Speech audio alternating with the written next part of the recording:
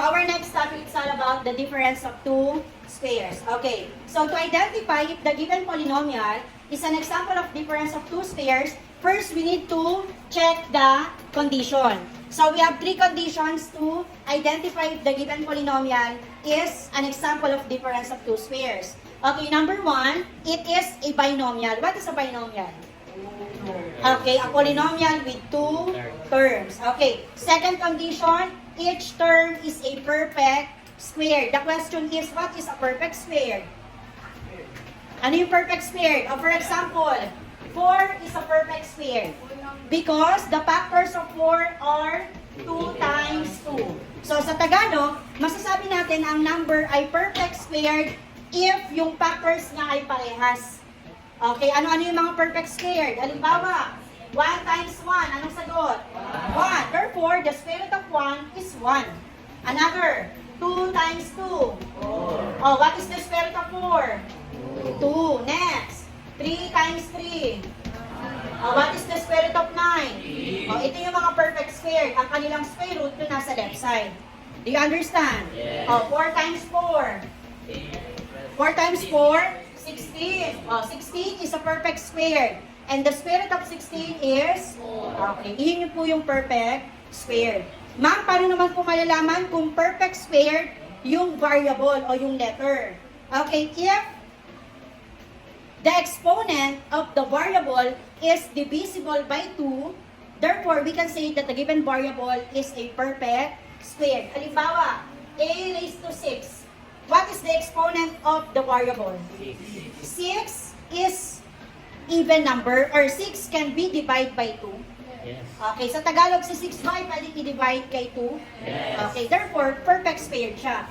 At ano ang square root ng 6? A raised to 6? Kopyahin mo lang yung variable. Tapos, yung exponent, i-divide lang natin kay 2. 6 divided by 2? Okay, therefore, the square root of a raised to 6 is a cube. Naintindihan? Yes. Ano pa?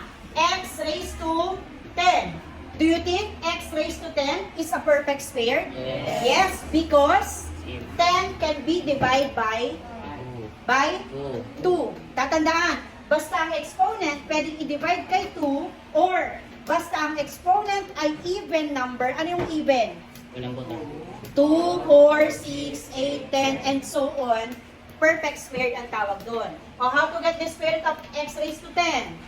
Just copy the variable x, then divide it by 2. 10 divided by 2? Iyan yung square root niya. Naintindihan po ba yung perfect square na tinatawag? Yes. Okay. Third condition. There is a minus sign between the two terms. Kailangan daw, binomial at the same time, yung nasa gitnang operation ay minus or, ano yung minus? Subtraction. Okay, let us try an example. So the given is, we have 25 a raised to 4 minus 16. Okay, step 1. The first condition, the given is a binomial. Binomial ba yan? Two terms ba? Yes. Second condition, each term is a perfect square. Perfect square ba si 25? Si 25, anong factor ni 25? 5 times?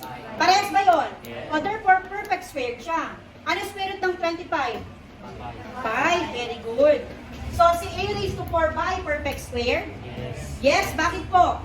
Kasi si 4 ay pwedeng i-divide kay 2. Okay. Si 16 ba ay perfect square? No.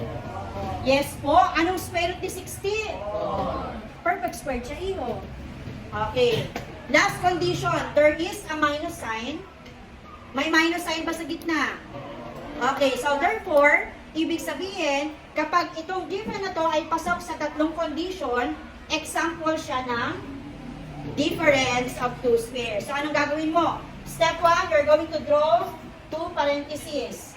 Inside the parentheses is write a plus and minus sign. After nyan, kunin mo na yung square root ng bawat term. Anong square root ng 25? 5. Anong square root ng a raised to 4? A squared. Square root ng 16? 4. Okay.